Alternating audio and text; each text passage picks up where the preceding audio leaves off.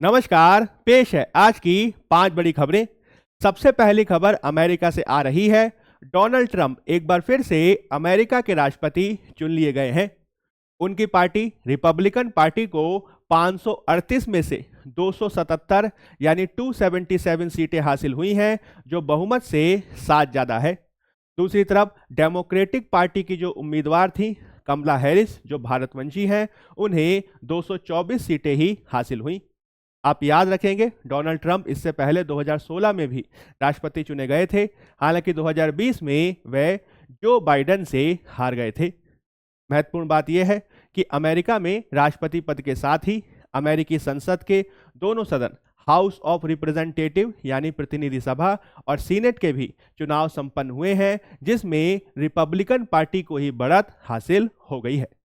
दूसरी खबर, हाल ही में मोदी कैबिनेट की बैठक हुई और इसमें एक नई महत्वपूर्ण योजना को मंजूरी दी गई है, जिसका नाम है प्रधानमंत्री विद्या लक्ष्मी योजना।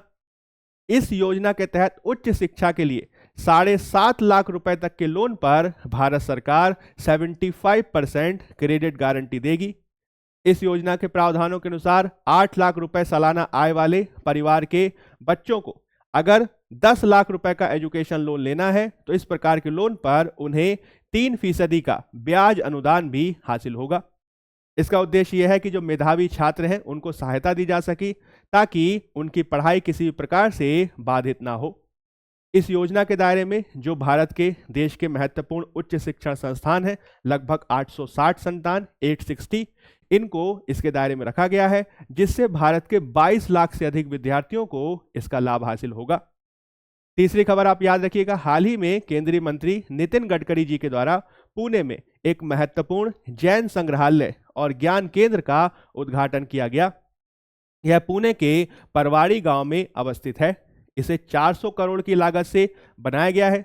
यह इंद्रायणी नदी के किनारे है और यह 50 एकड़ भूमि पर विस्तारित है, जो अपनी ही तरह का सबसे बड़ा संग्रहालय है। आप याद रखिएगा, इसके माध्यम से महत्वपूर्ण रूप से यह कोशिश की जाएगी कि जैन धर्म के आदर्शों को और जैन धर्म के गूढ़ दर्शन को देश की जनता के सामने बहुत इंटरैक्टिव तरीके से प्रस्तुत किया जा सके। चौथी जो खबर है वह केंद्र सरकार के ही संबंध में है। हाल ही में केंद्र सरकार के द्वारा हरियाणा, त्रिपुरा और मिजोरम के ग्रामीण स्थानीय निकाय यानी रूरल लोकल बॉडीज के संदर्भ में 15वें वित्त आयोग की अनुशंसा के अनुसार उनको अनुदान जारी किया गया है। यह जो अनुदान है 2024-25 वित्त वर्ष के लिए है। इसमें जो अनुदान का नेचर है, प्रकृति है, वह टाइड और अनटाइड फंड की है।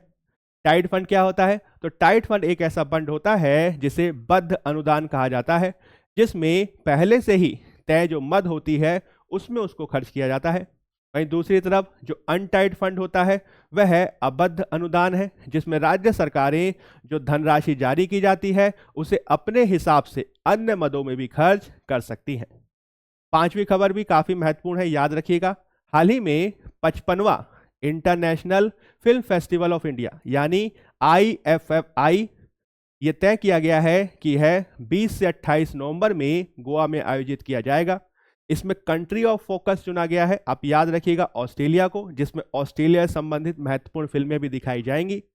इसके अलावा सरकार ने यह भी तय किया है कि इस फिल्म फेस्टिवल में 4 कलाकारों की जन्म शताब्दी का समारोह मनाया जाएगा, क्योंकि इनका जन्म 1924 में हुआ था।